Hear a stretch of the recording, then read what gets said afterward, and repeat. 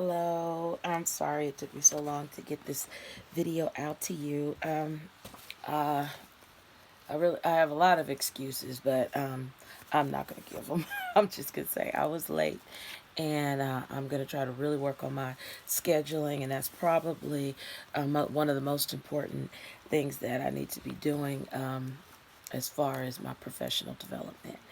But hello, my name is Vivien Levias, and I am so happy to be in this class. I am very excited to get to this point in our education process. You said to introduce yourself. Mm, um, I'm trying to look at this and read it. I should have printed it out.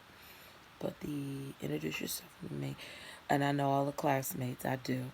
Um, I am currently working with the City of Oakland Head Start, which, the union is my union. We share a union, and that's how I found out about the program. So I am incredibly excited about that. Um, and I'm an ECI, which is an early childhood instructor or a teacher. I'm on the floor working with the children every day, and this has been quite an experience.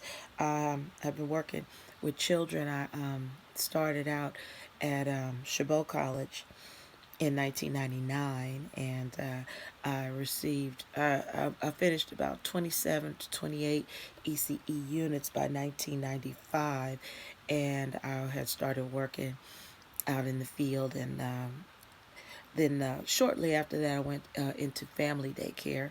And after family daycare, I did that from 1995 to about 2003.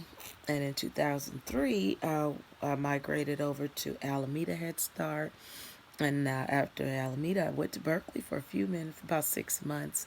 And then during that time, I got the call from the city of Oakland. And when I went to visit the site and meet the director there, um, it just ended up being a good fit. And I've been there since 2003, ever since. So that's my story. When they talk about the career goals, we made the announcement that we're going to be finishing this BA program, it was a little bit. I was a little bit, I guess remiss, because people are saying, well, what is your goal now? Well, what do you want to do next? And I'm like, well, this really, really, really was my goal since 1987 to finish my BA, and now at this point, I am a little bit looking forward to being able to go over to the master's program. So I'm looking into it. So, out of the NAYEC, promoting child development and learning should be every teacher's number one. I think that once we having this new research about the brain and all of the new innovations that has come out in educating young children, and everybody kind of getting on one accord across the board has really been, I think, a great asset for the learning of young children. Everybody kind of understanding that there is a framework and that there are foundations, and when you look at a couple of different curriculums, you can see that the same foundations, reading every day with the child, having a literacy rich environment, having a daily schedule and keeping routines, and even at the end, having the studies each week, and where your classroom should reflect the studies and tell your story about what you're talking about in your lesson plan, and making those connections. Those are very important. That's very important to me, and I love those innovative things that they're doing, and I like, even when I'm talking to parents now, I know that I have that framework, and I can say, well, children that are this age usually are able to sit down at circle time for this time to that time, and this is the research that they found, and this is what we try to implement, and this is what we're trying to achieve with your child. And then having that key word, school readiness, has really changed a lot. So then, of course, my next one is building family and community relationships. really this job that we're doing is not it's not a job. It's not a something you could just say is just something you're doing in passing. This is a career choice, and this is a way of life. And you have to have a love for people, not just children, not just being up at a school, not just being out in the summertime. You have to have a love for people to be able to do this kind of work, because it is a thankless job. I mean, from understanding what's happening at the business level of the job, understanding how to keep all the rules and regulations straight, understanding developmentally appropriate practices, and then underlying all of that, you still need to be able to connect to the children. You still have to like children. After all this understanding, you have to have your biggest understanding has to be the understanding of loving people, the children, the family, and the community that you're working in. And I am one of the people. I am very blessed to say that the community that I'm working in right now is on the actual site is on 55th, and I grew up on 59. So this is my neighborhood. I could walk to my mom and dad's house from this place. My aunt's beauty shop is right there. That's where the store where the kids go and buy donuts. That's where I used to go and buy donuts at their age. And so I have a connection to the neighborhood. I have a connection to the schools, to the area, to the even the bus. That was my bus. I went to the schools. This is my neighborhood, and to see the demographic has changed quite a bit, but that that's the connection. So when you have that kind of connection and you have that kind of love for where you are and what you're doing, it does show. And it has been the one key thing that has affected my relationships with the family. A lot of the family, I had to leave the site for a couple of months to go and work at another site, and all the parents were requesting, "Where is she? What's going on? What happened?" And when I got back, it was so heartwarming to hear them say, "Well, we really missed you. I really like having you here. I really want my child to be around you."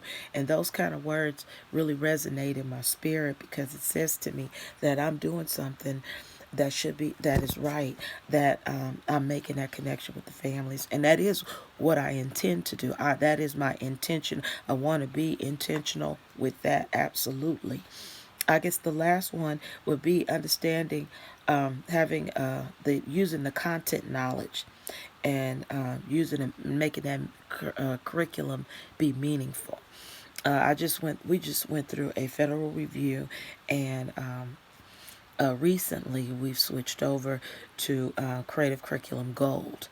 And of course, we understand, you individualize for each child. You lay out your objectives. You look at the framework, and you put it all together, and you make sure that what you're doing that is a developmentally appropriate practice, that your lesson plan is matching up with what you're doing on the floor, and all that. But creative curriculum also takes it like one step further. It's to just everything that you do is intentional, and to have them have all we had a bunch of what do they call it, coaches and support services that were coming through.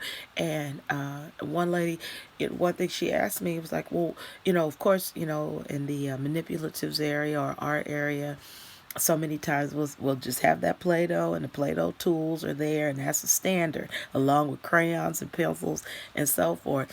And she was saying, well, why is the Play-Doh out there? If you're talking about recycling, what is it that you did that makes that Play-Doh be the recycling thing that you need to have on your shelf?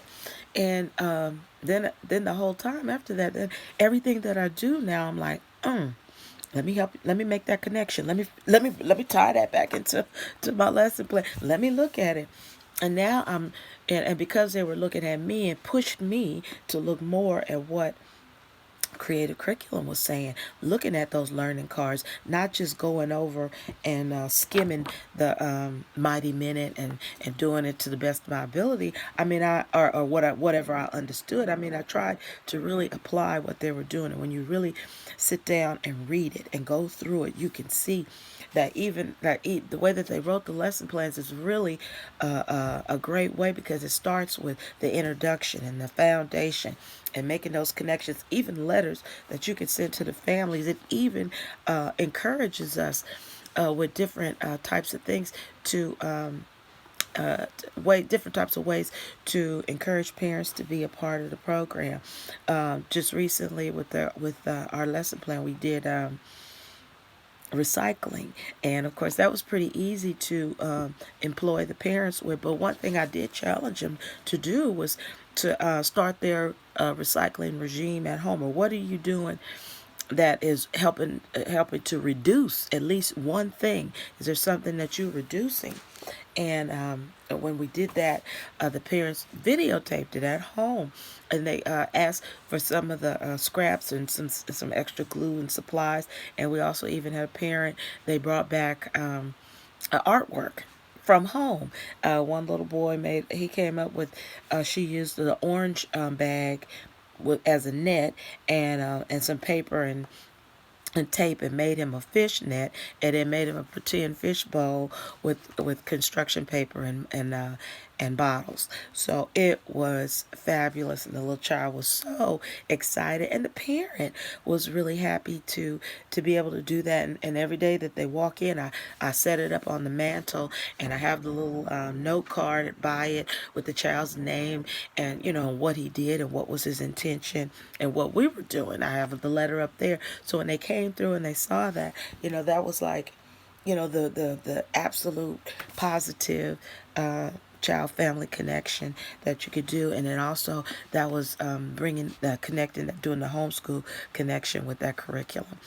So having a great understanding of how to use what you're working with is extremely important. And I know that now from experience, because like I said, when the reviewers and all of the mentors and coaches were coming through, we were encouraged to take that extra look and make sure that we were being intentional, and make sure you have your information read. So that's me. I'm Vivien Levias, and thank you.